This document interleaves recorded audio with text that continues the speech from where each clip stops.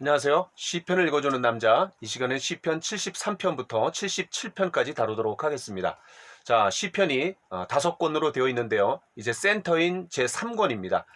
73편부터 이제 89편까지가 이 제3권인데 그 제3권의 어떤 특징들이 몇 가지가 있습니다. 먼저는 제2권에서 아사베 시가 이제 시편 50편에 딱 하나 나왔었거든요. 자, 그런데 여기에서는 73편부터 83편까지 하나의 모음집으로 아사베 시가 나온다라는 게 중요한 특징이고, 그 다음 이제 84편부터 85편, 87편부터 88편은 고라 자손을 위한 시편들 제2권에서도 앞부분을 형성했던 거죠.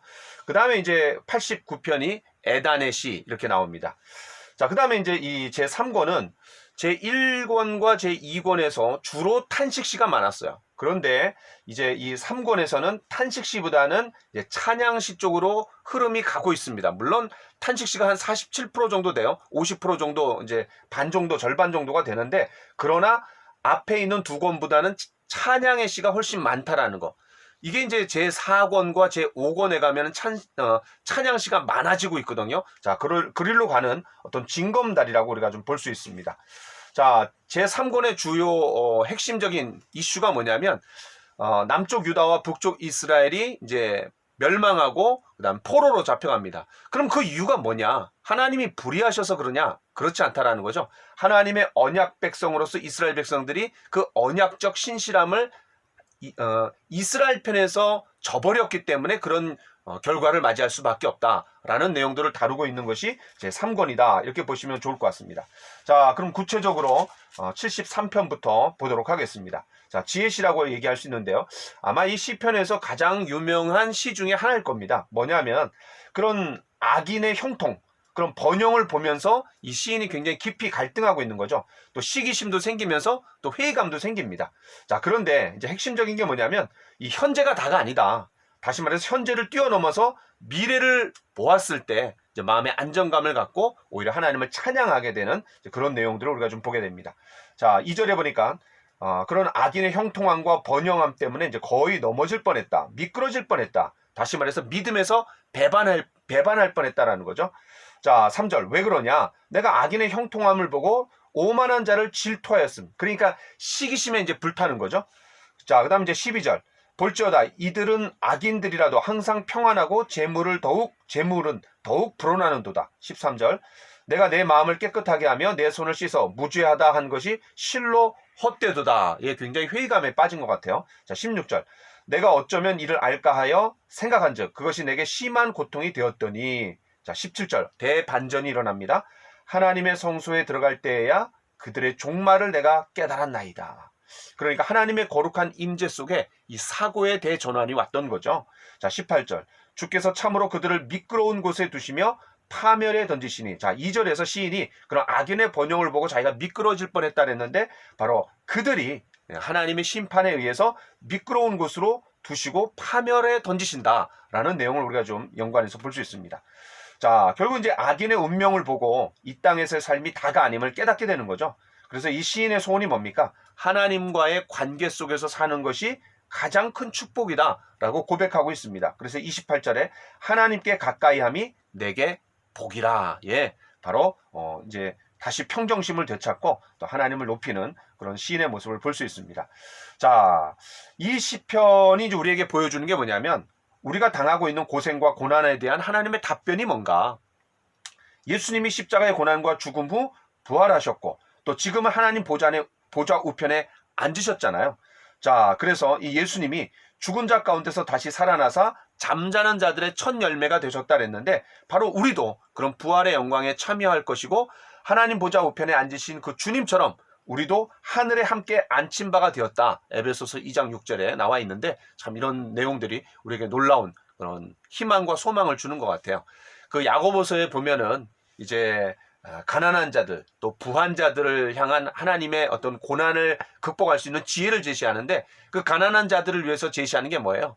너희들이 그리스도 안에서 높아진 것을 자랑하라. 그리고 부한 자들에게는 너희들이 그리스도 안에서 낮아짐, 그리스도가 부요한 자로서 우리의 부요함을 위해서 스스로 낮아지셨잖아요.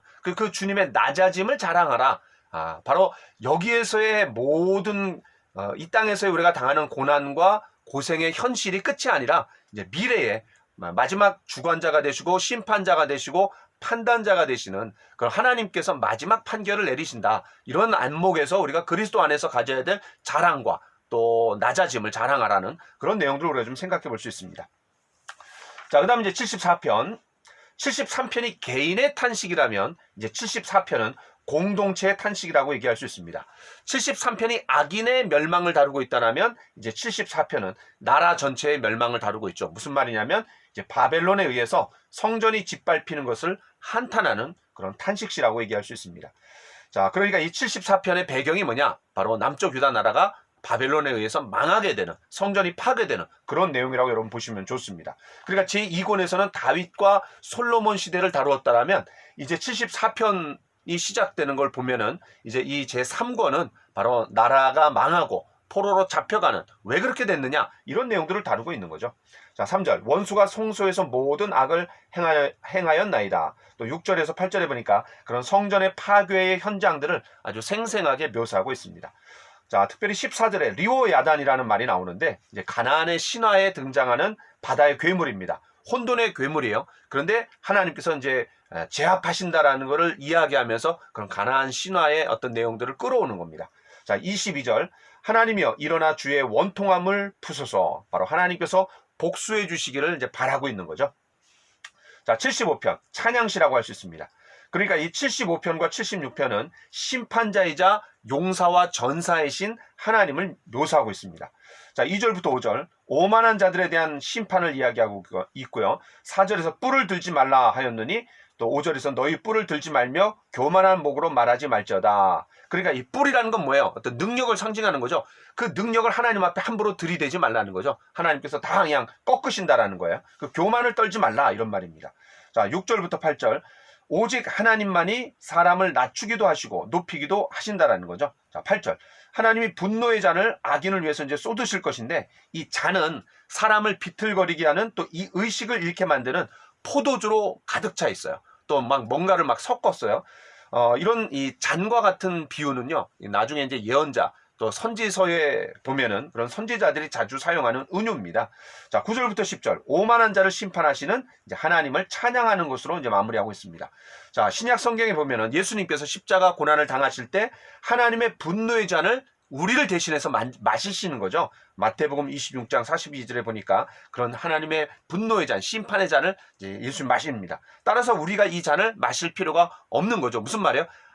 예수님이 대신 우리의 심판과 분노의 잔을 마셨기 때문에 우리가 마실 필요가 없습니다. 그러나 이 종말의 때에 하나님을 거부한 자들은 스스로 그 잔을 마셔야 된다라는 거죠. 다시 말해서 심판당한다라는 것을 우리가 좀 볼 수 있습니다. 자, 76편은 찬양시인데 전사와 용사이신 하나님이 보호해 주실 것에 대한 찬양입니다. 자, 4절부터 6절에 보니까 하나님께서 대적을 잠재우신다. 바로 적들을 파괴하신다라는 거죠. 7절 그렇기 때문에 따라서 누가 주의 목전에 서겠느냐? 어느 누구도 하나님 앞에 저항할 사람이 없다라는 걸 얘기해 줍니다. 자, 신약 성경에서는 하나님이 특별한 곳, 성전에 임재해 주시는 것이 아니라 너희가 하나님의 성전인 것과 하나님의 성령이 너희 안에 거하시는 것을 알지 못하느냐? 바로 고린도전서 3장 16절에 있는 말씀처럼 성령을 모신 우리 안에 하나님께서 거하시는 거죠. 자, 그 다음에 이제 이 악한 자들과의 영적 싸움을 하나님이 앞서서 싸우시는 것이 아니라 이제는 우리가 영적으로 무장이 돼갖고 악령들과의 싸움에 우리가 이제 나아가게 되는 거죠. 하나님의 인도를 받아갖고 우리가 싸우는 겁니다. 자, 이런 것들을 에베소서 6장에서 하나님의 전신갑주를 취하라 이런 내용들을 우리가 좀 떠올릴 수 있고요. 그러나 이제 장차 마지막에는 그런 전사와 용사로서의 주님께서 마귀와 한판 대결을 벌이시죠. 요한계시록 19장에. 그리고 이제 마귀가 져갖고 이제 지옥으로 떨어지는 그런 내용들을 통쾌하게 다루고 있습니다. 자, 그 다음에 이제 마지막 77편입니다. 찬양시라고 얘기할 수 있고요. 그러나 이제 이 77편은 77편부터 83편까지 이 국가적인 재난을 다룹니다. 그 국가적인 재난이 뭐예요? 바로 남쪽 유다와 북쪽 이스라엘의 멸망을 다루고 있는 내용들이 쫙 전개되는데 이제 그런 중요한 모티브로 삼게 되는 거예요. 자, 그런데 이제 77편이 그 초입이라고 얘기할 수 있습니다. 자, 1절부터 2절 환난 날에 하나님을 이제 부르짖고 있는 거죠. 또 3절부터 6절 하나님이 별로 도움이 되지 않는다라고 여기는 거죠. 그러면서 이제 이 시인이 불안하고 이제 마음이 상하게 됩니다. 자, 7절부터 9절에서는 하나님 앞에 의문을 제기하는 거죠. 야, 그런 한마디 한마디가 굉장히 좀 애처로워요. 주께서 영원히 버리실까? 다시는 은혜를 베풀지 아니하실까? 그의 인자하심은 영원히 끝났는가? 하나님의 약속하심도 영구히 폐하였는가? 하나님이 그가 베푸실 은혜를 잊으셨는가? 노하심으로 그가 베푸실 긍휼을 그치셨는가? 예, 그런 고난과 고통, 어려움, 환난 속에서 우리 마음속에 드는 어떤 생각들이 시인이 잘 대변해주고 있는 것 같아요.